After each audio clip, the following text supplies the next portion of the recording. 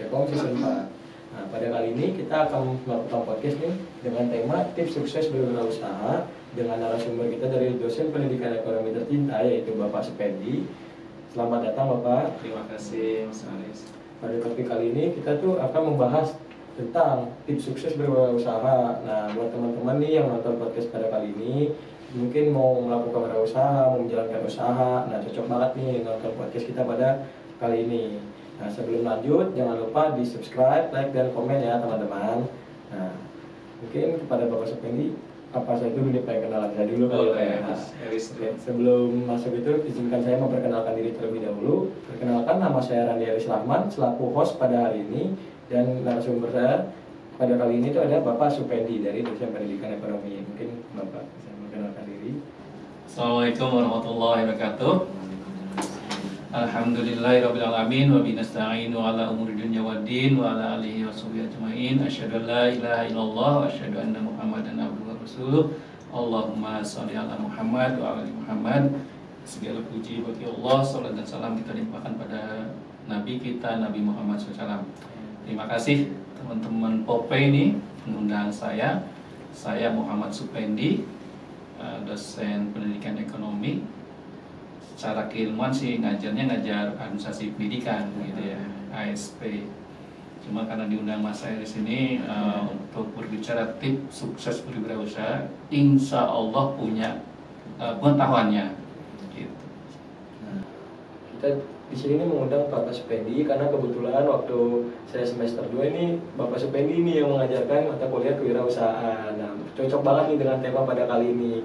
Nah, mungkin ya Pak ya, kita masuk aja ke pertanyaan pertamanya. Banyak nih Pak yang bertanya-tanya, gimana sih cara sukses di bidang wirausaha, sedangkan wirausaha sekarang itu kan sudah banyak banget ya, mulai dari mikro dan makro itu sudah banyak banget, mulai dari UMKM juga dan sudah banyak banget. Nah, beberapa orang itu masih ragu nih dalam berwirausaha karena takutnya pertama takut hancur duluan. Nah, gimana sih Pak tips and triknya itu gimana supaya ini mentalnya ini nih Pak, mental dalam usahanya itu kuat gitu Pak? Ya. Sebelum ke tip untuk jadi wirausaha, saran saya sih jadi pebisnis. Saran saya jadi pebisnis karena seorang pengusaha sudah termasuk pebisnis, tapi pebisnis itu belum tentu seorang pengusaha. Karena pebisnis itu bisa siapa saja, bisa mahasiswa, karyawan gitu ya. Ya, untuk berbisnis gitu, sambil kerja, sambil kuliah berbisnis gitu.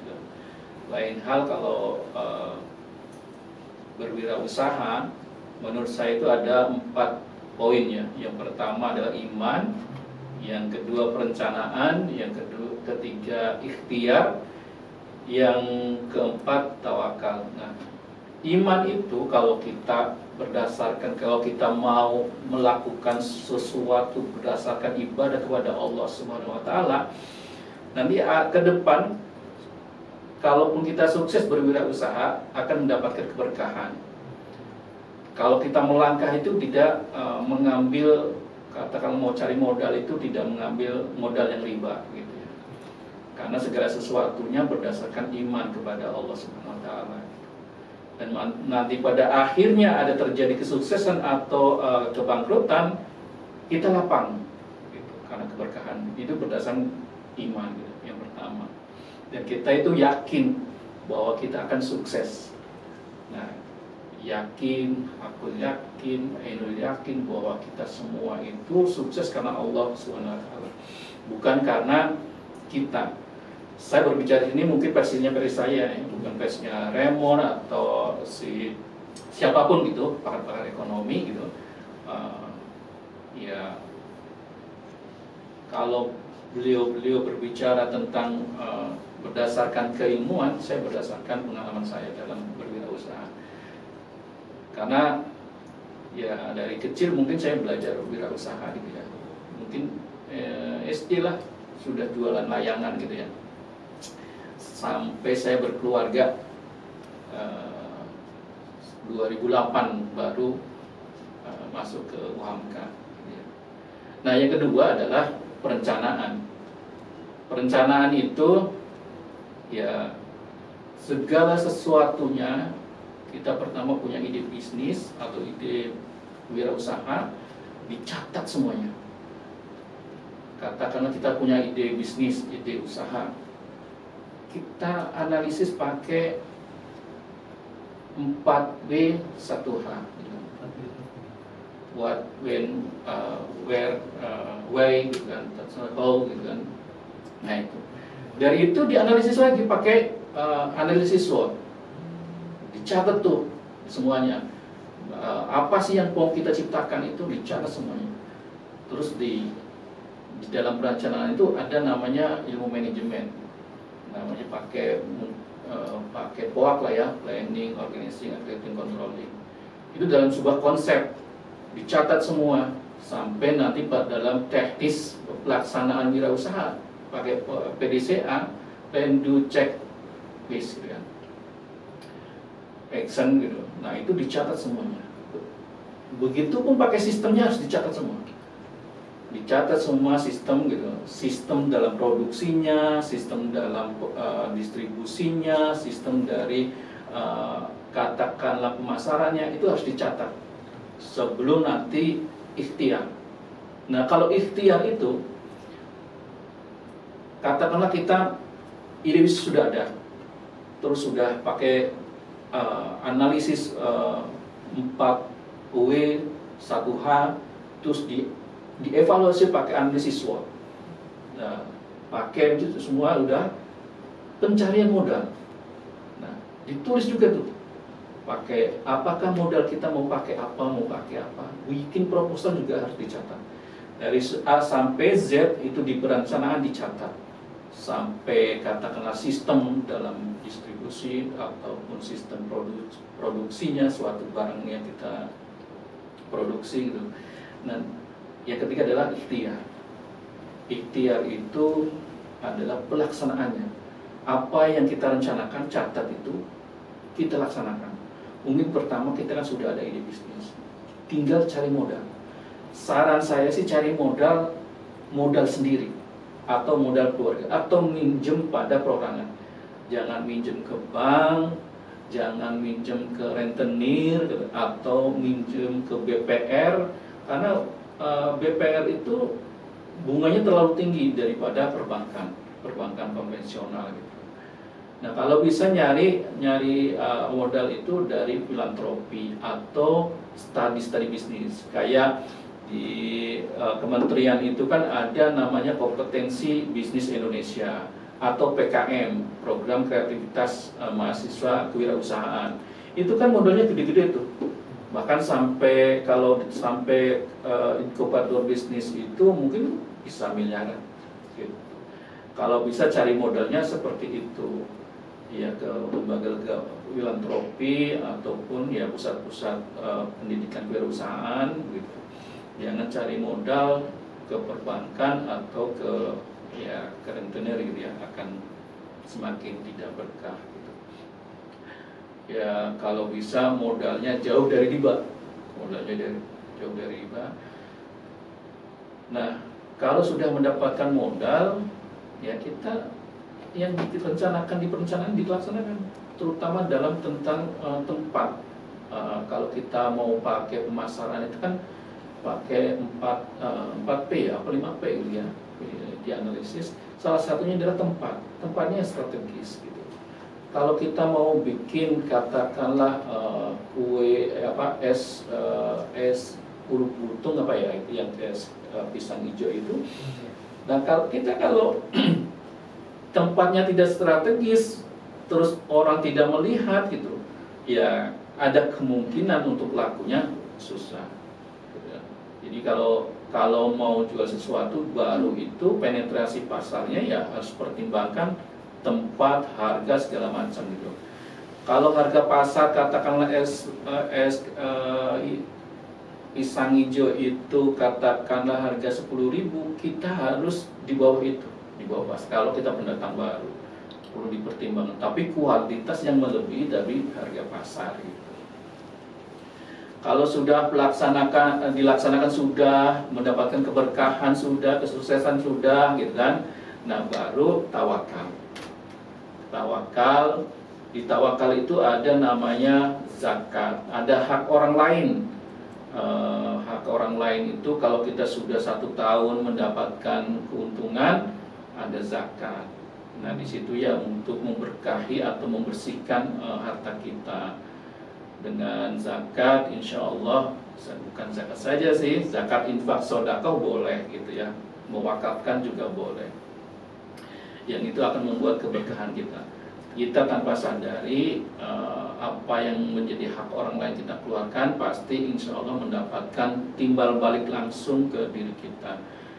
Jangan pernah berpikiran kalau kita mengeluarkan zakat itu harta kita akan berkurang, tidak, malah akan bertambah gitu. Nah di tawakal ini salah satunya kalau kita mendapatkan keberhasilan bersyukur. Tapi kalau kita mendapatkan kerugian atau kebangkrutan, kita harus langsung evaluasi diri. Evaluasi diri di mana kesalahannya, di mana kelemahannya gitu. Sehingga seorang yang baru belajar berwirausaha katakan gagal sekali, tidak stres, tidak gila.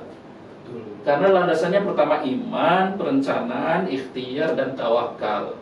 Jadi segala sesuatunya kita serahkan kepada Allah. Walaupun ya takdir rezeki itu kan ada yang kita ditakdirkan oleh Allah, datang dari Allah untuk kita, atau kita usahakan gitu kan. Nah salah satunya kita berwirausaha itu kita usahakan. Kalau yang langsung dari Allah kan kayak kesehatan, nikmat, iman, Islam, pikiran gitu kan, ketenangan hati, itu kan salah satu rezeki. Jadi konsep rezeki itu ya universal rezeki itu. Kita sedang ngobrol di sini pun adalah salah satu rezeki. Nah, kalau rezeki yang berbentuk harta benda itu perlu kita perjuangkan. Gak mungkin tuh ujuk-ujuk nanti handphone jatuh dari langit, gak mungkin. Kita harus mengusahakan prosesnya itu dulu untuk mendapatkan itu. Untuk mendapatkan kesuksesan harta dunia itu ya kita harus bergerak untuk menuju ke sana. Bagaimana kita harus mendapatkan handphone ini? Ya kita harus bekerja, cari uang, usaha untuk cari duit, terus dikumpulkan katakanlah 5 juta untuk beli handphone. Nah, proses itu yang kita butuhkan dalam berwirausaha. Kalau berwirausaha, makanya kita itu harus matang ya dalam perencanaan. Karena kita itu kan bukan orang yang memiliki privilege terhadap orang tua kita. Orang tua kita itu kan tidak seorang pengusaha, bukan, dan tidak orang kaya banget gitu. Bukan Sandiaga Uno ataupun mungkin Raffi Ahmad yang memiliki modal gitu ya. Kalau Rafathar mungkin punya privilege dari bapaknya, lah kita dari mana? Makanya harus dari iman, biar kita teguh mantap dari dasar fondasinya. Baru perencanaan sebaik-baik perencanaan itu akan 50% kesuksesan kalau perencanaannya bagus. Begitu juga dilengkapi dengan ikhtiar. Ikhtiar itu pelaksanaan, baru nanti ya kita sudah berusaha, tinggal serahkan kepada Allah. Ya kalau sukses ya bersyukur, kalau mendapat kerugian evaluasi, dan jangan pernah berhenti berusaha. Tetap Bangkit terus. Kayak Dewa Eka Prayoga gitu ya. Itu ratusan kali bangkrut. Tapi akhirnya dia mendapatkan kesuksesan. Ya, namanya ujian itu ada harta, tahta, dan wanita kalau laki-laki. Pasti ada ujiannya itu. Nah, kalau saya beda, dari kecil sudah berwirausaha sampai jadi berumah tangga, ditakdirin jadi dosen saya. Nah, itu yang nyangkutnya nanti terhadap tawakal. Tapi walaupun jadi dosen, tapi tetap ingin jadi pebisnis. Kalau kita nggak jadi pengusaha nggak bisa, ya jadi pebisnis. Makanya saya semangat kalau teman-teman Pekom itu mau mengaktifkan Pekomat itu. Seharusnya Pekomat itu adalah inkubator bisnisnya Pekom. Di situ tempat teman-teman belajar untuk berbisnis, bukan jadi pengusaha, tapi berbisnis. Bagaimana teman-teman ngambil barang dari tempat lain dijual di Pekom, ada keuntungan 100 perak, nggak apa-apa. Karena itu belajar, jangan cari keuntungan. Kalau cari keuntungan nanti setelah lulus. Benar. Kalau jadi mahasiswa, ya disitulah Pekom itu inkubator bisnisnya Pekom itu. harusnya itu nggak amati. Orang dikasih modal gitu, artinya teman-teman modal sendiri gitu. Dan ya kan kalau kita memiliki strategi digital marketing tersendiri, nggak ada orang tidak sukses. Ya kalau kita pebisnis gitu ya, ngelihat sesuatu pasti mungkin di affiliate-in gitu kan, ya entah di Shopee, entah di Tokopedia gitu, atau menjadi apalah gitu ya, marketingnya, salesnya, ya ngambil barang, jadi ada keuntungan selisih, nggak apa-apa gitu. Ya kalau mahasiswa sekarang sih belajarnya berbisnis, jangan jadi pengusaha, itu aja sih. Itu paling bagus sih Pak. Saya juga mau mulai usaha tuh sebenarnya sempat takut sih Pak awalnya ya. Karena gimana pun juga namanya mental pebisnis gak ada ya, kita usaha saya itu kan sebenarnya dulu tuh gak ada sama sekali. Karena ya gimana pun juga namanya takut kalah kan, takut jatuh, takut gak bisa bangkit gitu. Nah mungkin semenjak nanti nih teman-teman mendengarkan dari Pak Supendi ini mental menjadi bangkit seperti itu. Nah sekarang kita mungkin masuk ke bisnis kali ya Pak ya. Nah, ini cocoknya bisnis nih. Nah bisnis itu kan kita harus yang namanya berpikir kreatif. Gimana caranya itu kita bisa bersaing dengan orang-orang dalam dunia bisnis. Gak mungkin dong kita dengan ide seadanya mulai bisnis, baru turun yang ada kita bisa hancur sehancur-hancurnya. Nah menurut Bapak itu sepenting apa sih Pak kita itu memiliki ide kreatif, ataupun kayak gimana sih caranya nih biar kita itu bisa mengalahkan bisnis orang lain gitu. Meskipun kita tuh gak ada niatan menjatuhkan orang lain, cuman kan kita maunya bersaing ya Pak ya. Kira-kira seberapa penting supaya ide-ide itu? Kalau di wirausaha atau pengusaha, ide kreatif wajib. Tapi jadi pebisnis itu yang penting memiliki kemauan. Kalau yang mau lebih kapitalis, saya boleh bicara kalau mau lebih kapitalis. Artinya kita tidak tadi kan saya berbicara di awal, jadi wirausaha itu secara agama, maksudnya ada tendensius agamanya. Tapi kalau kita pengen sukses di bisnisnya, ada dua konsep nih, yang lebih frontal, yang lebih kapitalis gitu kan. Jadi dia tidak memandang halal dan haram gitu. Segala macam cara dipakai. Bukan segala macam cara, sebenarnya secara hukum ilegal di Indonesia diperbolehkan gitu. Contoh lainnya, nih kan kalau yang saham ataupun kripto, Ethereum itu kan masih dalam perdebatan dalam umat Islam itu halal haramnya gitu ya. Nah itu salah satu cara sukses secepat kilat 3 bulan bisa jadi orang kaya. Contoh Mas Eris ini nggak punya uang nih, nggak punya uang.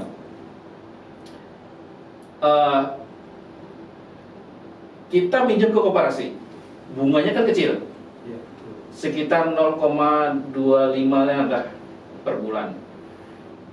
Nah kita itu pinjam sama mama 1 juta nih, 1 juta.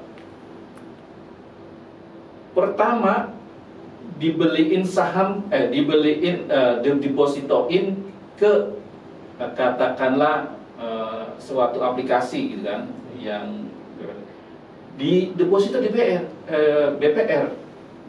Di BPR itu bunganya kan paling 6% per 3 bulan. Kalau yang bunga dari koperasi 0,50 katakanlah dikalikan 3, berapa coba? 1,5 kan? Sedangkan untuk investasinya sudah dapat 6%. Berapa coba keuntungannya? Ya sekitar 4,5 kan ya, 4,5. Nah itu keuntungan. Jangan pernah diambil, ditimbun terus, sehingga dalam 1 tahun itu bunga berbunga. Dalam 1 tahun pinjam 1 juta di koperasi cuma bayarnya 1 juta, katakanlah 1.150.000 katakanlah. Lah kita sudah untung berjuta-juta dalam 1 tahun.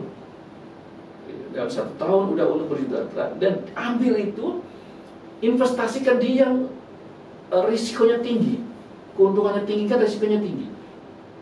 Beli saham spot yang setiap detiknya beres dan burisnya itu akan kita pantau naik terus gitu. Nah itu di situ.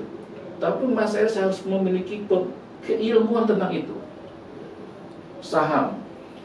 Kita bermain saham yang spot, kan kita kan pengen punya keuntungan yang banyak. Katakanlah kita ambil keuntungan separuh dari deposito itu, beli saham. Beli saham yang kita pantau, kira-kira yang bakal akan naik terus. Kita pantau tuh. Nah, kalau itu per detik, per hari. Tatkala dia naik berapa poin, jual.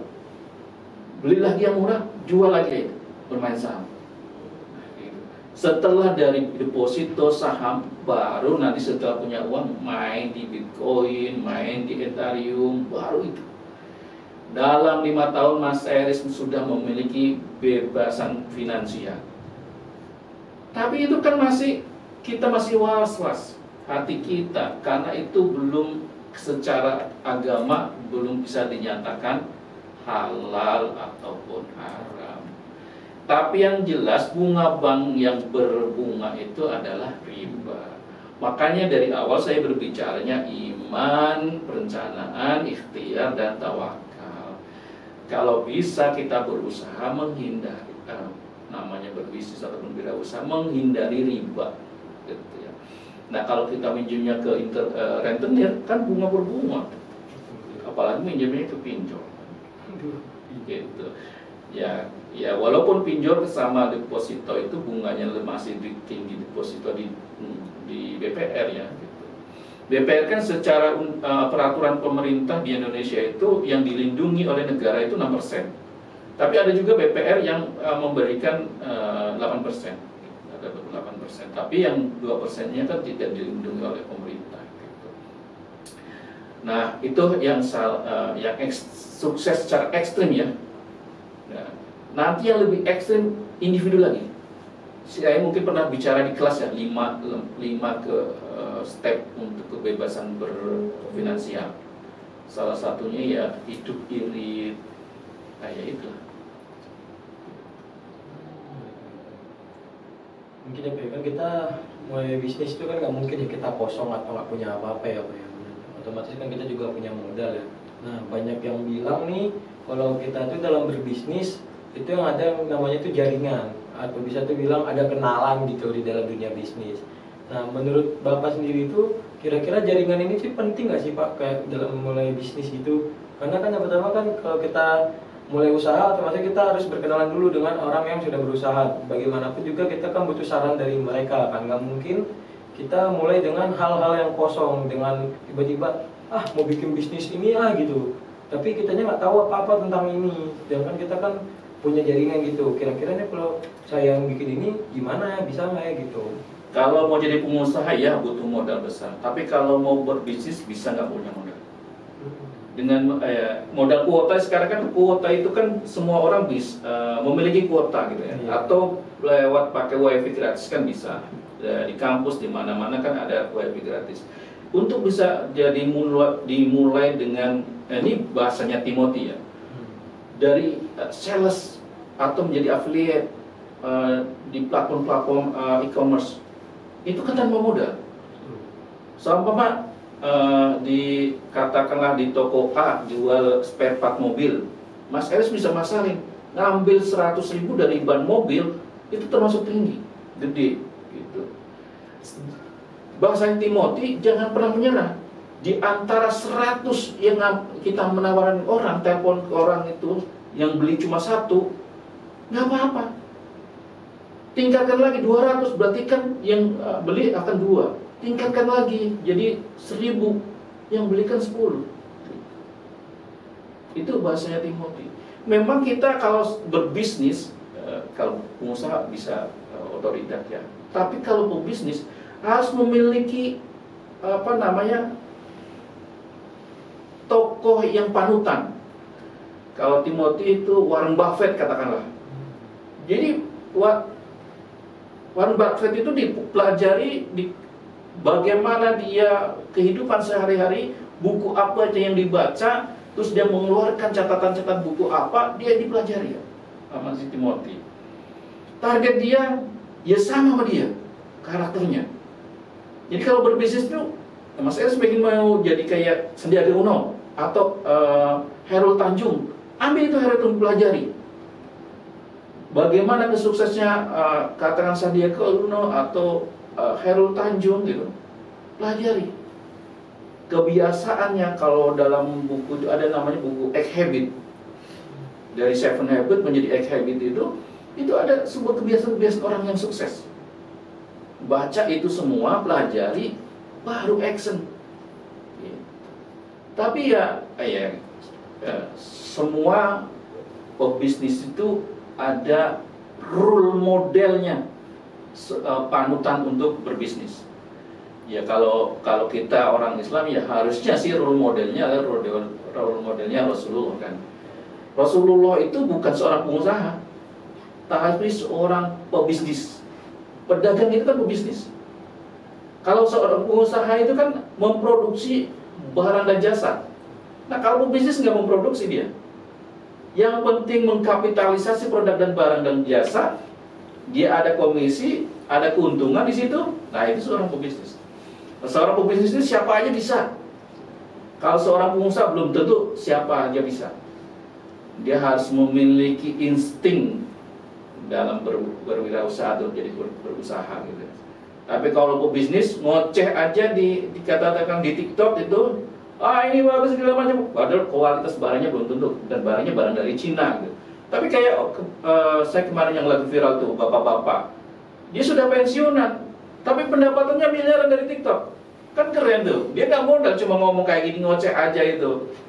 Barang-barang apa aja. Kan kita dalam video atau bisa di setting sedemikian rupa agar produk itu baik dan bagus gitu kan. Entah itu dari lighting ataupun dari pencahayaan sisi mana, kamera terbaik gitu kan. Kan bisa saja. Sehingga ya banyak affiliate yang sukses gitu. Dan mereka ya modalnya kamera, modalnya wifi, ada yang pakai kamera handphone tapi dia sukses. Saya kadang-kadang, nah orang-orang seperti itu, katakanlah dia sudah mendapatkan uang dari affiliate itu, harusnya digandakan lagi tuh. Digandakan lagi, katakanlah beli deposito, saham, Bitcoin, Ethereum gitu kan, NFC gitu kan. NFT ya. Jadi itu digandakan di situ. Ya walaupun kalau bahasanya Adi Hidayat itu dalam tanda kutip gitu ya, masih belum dinyatakan itu halal gitu. Tapi ya kan sebelum difatwakan MUI mungkin bisa Mas Eris itu bisa bermain di Bitcoin itu. Gitu. Jadi bos, berbisnis itu tidak perlu modal. Yang penting punya kemauan dan tekad. Ya karena sekarang platform digital kan banyak ya e-commerce itu. Ada Shopee, ada TikTok, ada katakan Tokopedia gitu kan. Semua bisa ya tanpa bertemu orang dengan online kata chatting-chattingan bisa menjadi affiliate. Dari affiliate bisa jadi pengusaha. Ya. Pengusaha apa aja. Ya. Karena kan pengusaha kan produksi barang dan jasa ya.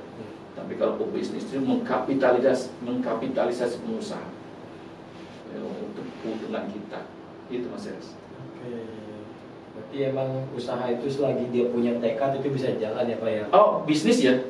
Oh, bisnis. Iya. Siap. Kalau pengusaha butuh modal. Setidaknya kita kan punya tekad dulu nih Pak ya, yakin gitu loh kalau kita bisa maju. Kalau mas lagi kita aja yakin buat maju, kenapa nggak kita coba gitu loh? Bukan coba-coba, kan kita dikerjakan, betul deh, dijalankan.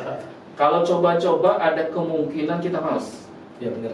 Ada kemungkinan kita malas, namanya juga coba-coba. Kita segala sesuatunya harus serius, makanya berdasarkan iman kita harus serius mau memulai sesuatu itu berdasarkan Allah gitu kan. Nah itu. Jadi jangan pernah coba-coba kalau menjadi pengusaha. Nah kalau berbisnis boleh tuh jadi di inkubator bisnis di Pekomat. Itu tuh Pekomat itu inkubatornya Pekom itu tempat belajar berbisnis. Lah enggak kan Pekomat itu kan sama Mas Eris naruh pulpen, buku. Kan kamu produksi pulpen dan buku kan? Ambil keuntungan 5 perak, 10 perak, untung itu. Untuk belajar saja berbisnis. Ini nggak ada yang dari 30 orang nggak ada yang sukses di Pekomat. Jadi di Pekom itu belum ada yang memiliki jiwa bisnis gitu. Jadi kalau dia punya bisnis, jiwa bisnis ya, oke Pak, saya kelola, ya silakan. Asalkan pulau nunggunya ke prodi, ke hima gitu.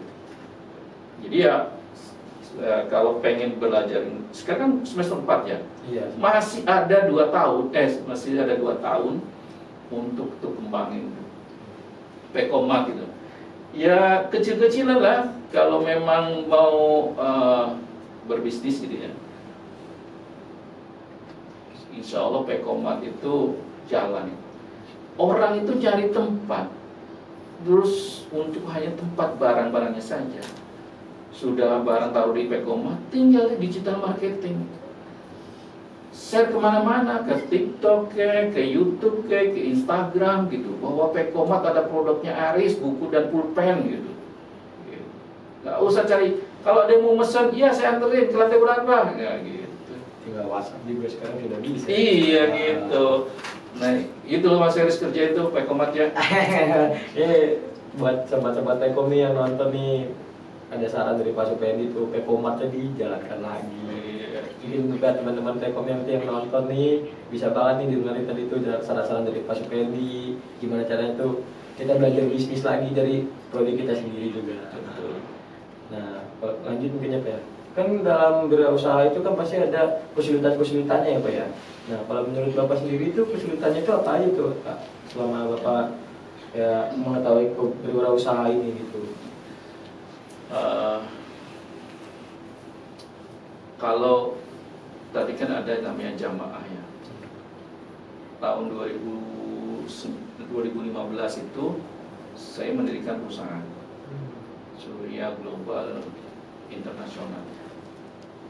Kebetulan dapat proyek beras. Jadi beras itu kerjasama dengan Agro Jabar, produksi beras. Nah berasnya saya jual di Muhammadiyah. Di Muhammadiyah. Kesulitan kita itu, yaitu jaringan kita belum bisa dioptimalkan. Kita masuk ke cabang-cabang untuk nawarin beras, gitu. Harusnya sih sesama orang Muhammadiyah atau gitu kan, berapa aja, apa aja gitu kan dibeli untuk mensukseskan programnya Muhammadiyah. Tapi kadang-kadang harga 10.000 speknya sudah kualitas berasnya premium gitu. Kan beras itu kan ada premium, medium gitu kan. Terus ada pecahan sosoknya berapa gitu kan. Nah, itu kan mempengaruhi harga. Nah, kita sudah tidak ada pecahannya, patahannya itu sudah tidak ada gitu. Itu kan beras premium, kualitasnya. Ya kesulitan kita ya yaitu memasarkan produk gitu. Karena kita itu kan berasnya itu kan tidak seton 2 ton gitu kan, 2 ton. Ya kita harus masarin ke seluruh PCM-PCM yang ada di DKI. Ya waktu itu sebelum kita akhirnya gulung tikar, ya baru 3 cabang Kebayoran Baru, Kebayoran Lama, sama Bendi Pamulang. Jadi ya karena kita hanya bertiga, padahal sudah punya proyek gitu, ya, jalannya bertiga. Saya walaupun dirut masarinnya ya kesana kemari, namanya belajar jadi pengusaha. Nah kalau belajar bisnis ya resikonya tinggi, karena waktu itu kan karena kita carinya fee, kita ada proyek apa kita tawarin ke orang gitu, kita dapat komisi sehingga ketemu bisnis kolateral gitu. Ya kita cuma dapat komisi aja, artinya dapat sewa kata per tahun 10% gitu.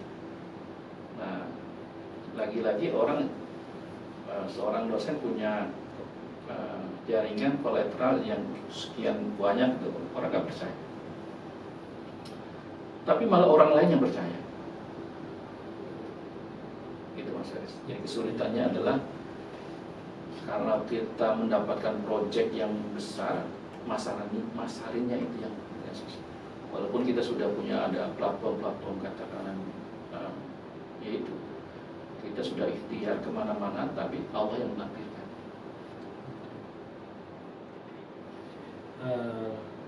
Mungkin lanjut lagi kita ke pertanyaan terakhir kali ini. Kan Bapak sudah pernah nih ya berwirausaha tadi. Nah, apalagi sekarang kan Bapak jatuh ya usahanya ya kan, Bapak kan otomatis kan harus bangkit. Nah, bagi Bapak ini gimana sih Pak? Ada nggak sih tips sukses nih? Karena kan Bapak sudah menjalankan ya usaha nih. Kayak tips sukses buat para pendengar nih, juga buat saya mungkin ya, yang mau berwirausaha supaya semakin yakin gitu loh, karena dia memiliki tips gitu. Ada nggak sih Pak dari Bapak? Saya pernah mau produksi jadi wirausaha ya, tapi dilarang istri, diizinkan berbisnis. Karena kalau kita produksi, waktu itu saya pengen jualan ya, kan karena pengen jualan dari kecil-kecilan katakanlah ya. Waktu itu pengen produksi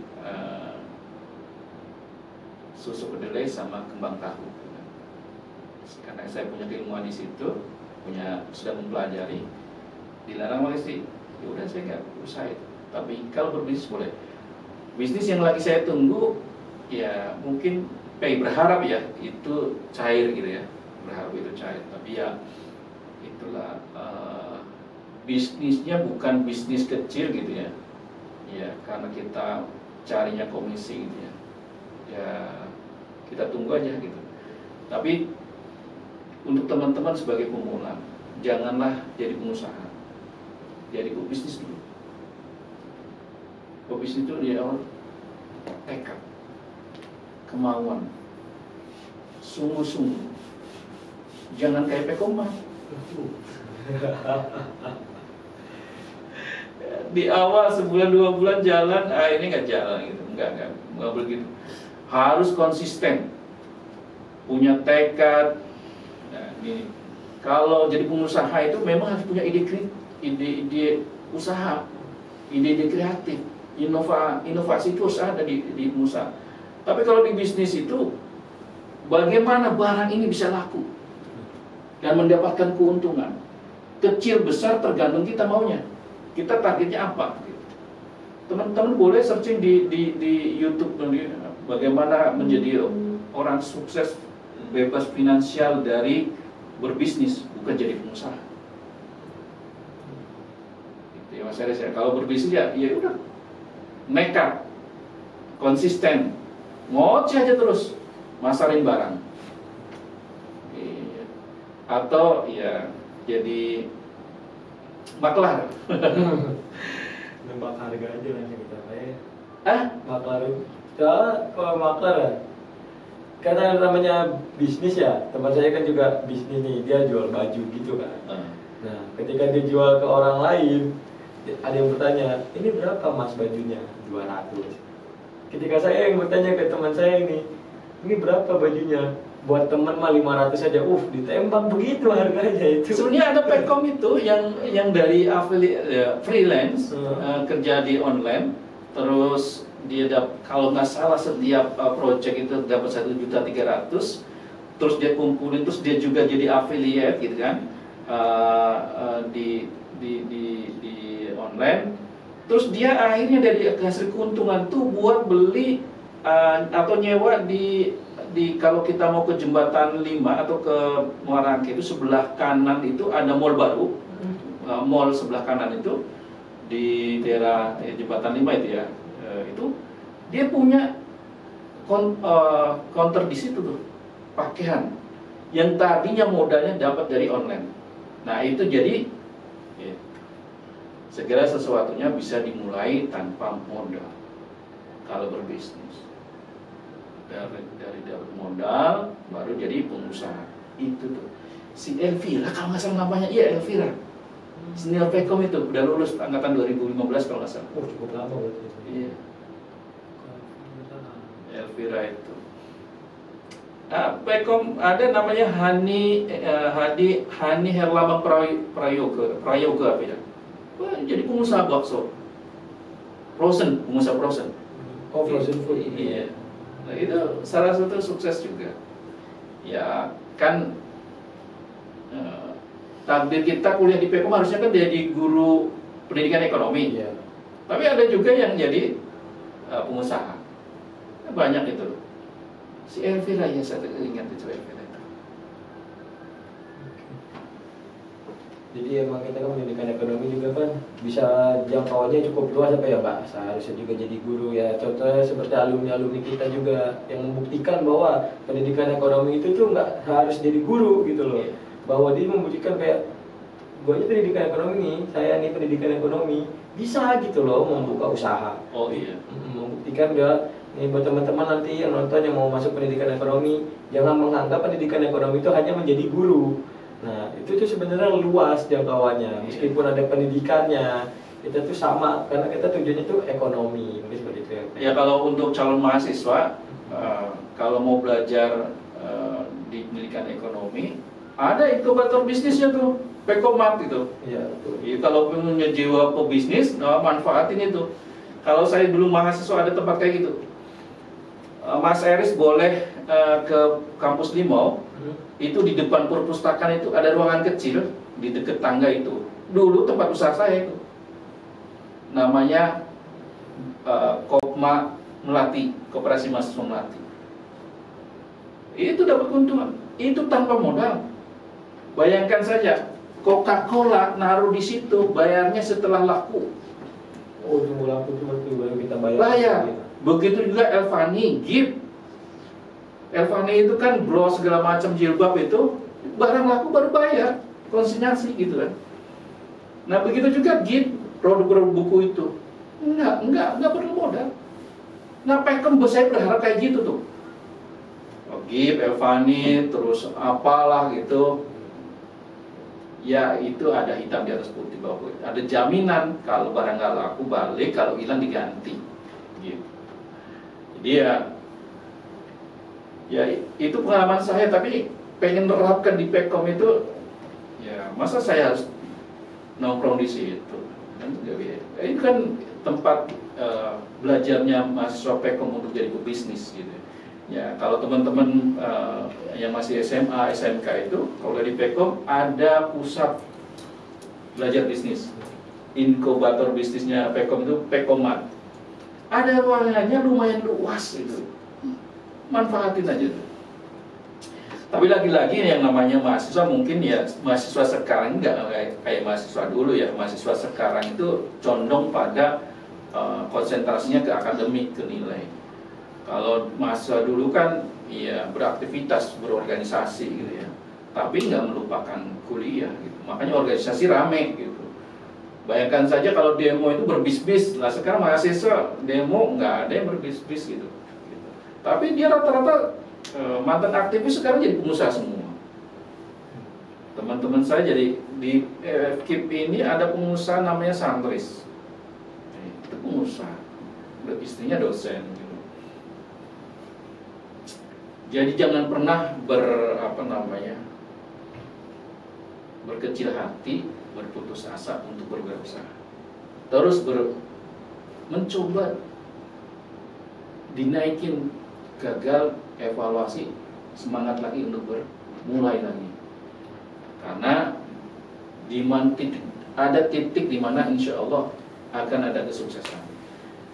Allah tidak akan melupakan orang-orang yang berusaha, berikhtiar, pasti ada balasan. Orang yang memiliki ikhtiar, kalau bahasa orang sekarang itu proses tidak mengkhianati hasil, tidak mengkhianati proses gitu ya, atau gimana tuh? Hasil usaha tidak akan mengkhianati hasil. Nah itu. Jadi ya kalau orang yang mau berproses, mau berusaha, insya Allah ada jalan. Jalannya satu mungkin ilmu, pengalaman yang akhirnya akan menjadi sebuah kesuksesan.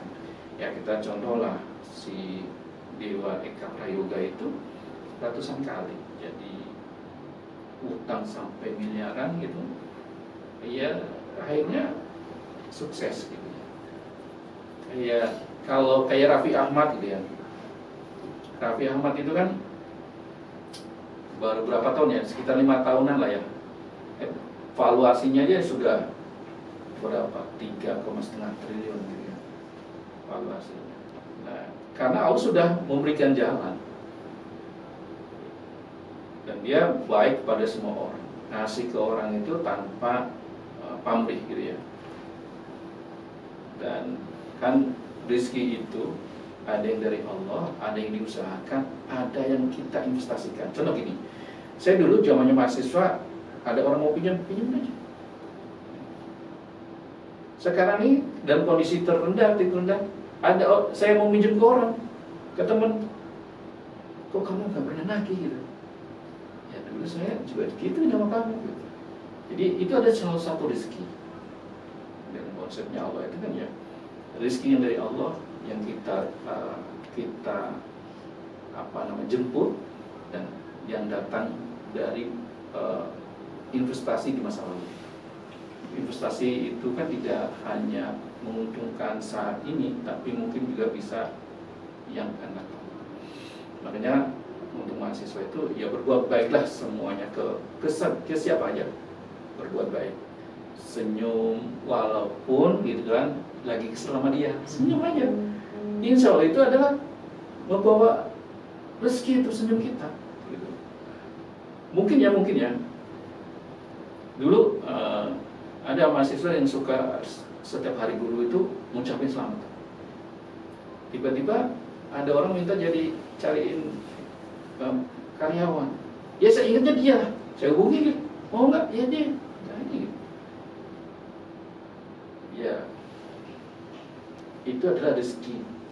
Dia kan suka ngucapin selamat hari guru gitu kan. Ya. Walaupun mahasiswa saya dari ngajar awal ngaji sampai sekarang masih mungkin ribuan gitu ya.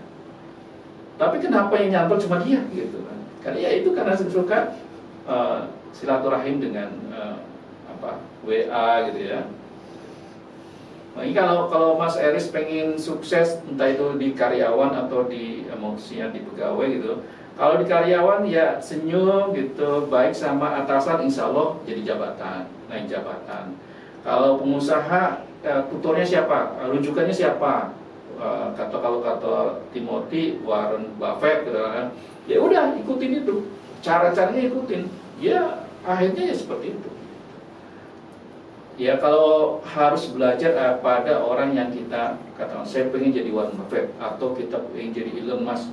Jadi pelajarin tuh Elon Musk dulu. Baru kalau sudah menemukan cara-caranya Elon Musk jadi orang sukses, ditiru, di copy paste. Insya Allah sukses itu. Jangan pernah berhenti memiliki motivasi berwirausaha. Tapi saran saya sih jadi pebisnis lah untuk sementara ya. Karena pebisnis itu nggak ganggu kuliah, nggak ganggu jadi karyawan, nggak. Karyawan UHAMKA itu pebisnis semua itu. Bayangin aja, sebab akademiknya punya tour and travel.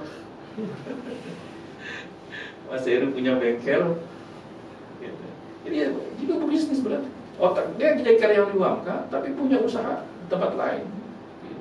Yang ngerjain orang lain tapi dia punya. Nah, itu otak-otak bisnis. Nah, seperti yang sudah dijelaskan oleh Pak Supendi tadi ya. Ini buat teman-teman mungkin yang sekarang masih SMA nih, sedang bingung nih, kapal ini kan kemarin habis yang namanya itu SNBP nih, terima masuk yang jalur prestasi ya. Nah, mungkin teman-teman yang mau masuk UHAMKA nih bisa banget masuk ke pendidikan ekonomi. Betul.